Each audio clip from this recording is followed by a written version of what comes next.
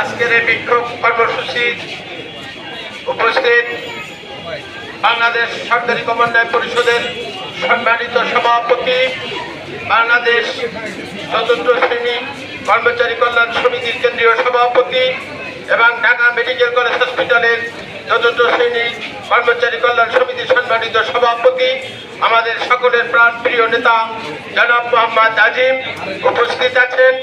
Bangladesh medical technologist association BMT এর সম্মানিত সভাপতি জনাব খাজা মাইনুদ্দিন মঞ্জু ভাই উপস্থিত। ঢাকা মেডিকেল কলেজ হসপিটালের দ্বিতীয় শ্রেণী কর্মচারী কল্যাণ সমিতির সভাপতি জনাব রফিকুল ইসলাম মামুন।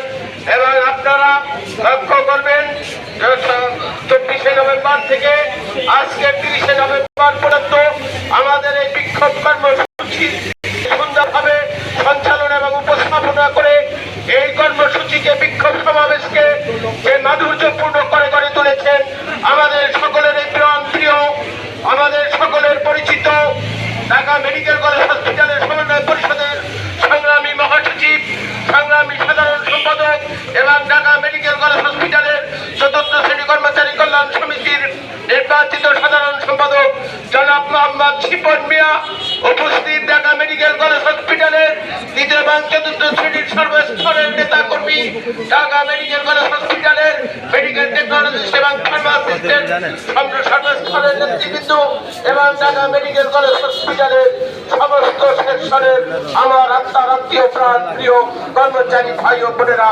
সকলকে আন্তরিক অভিনন্দন এবং শুভেচ্ছা ও সংগ্রামী সালাম। আসসালামু আলাইকুম ওয়া রাহমাতুল্লাহ।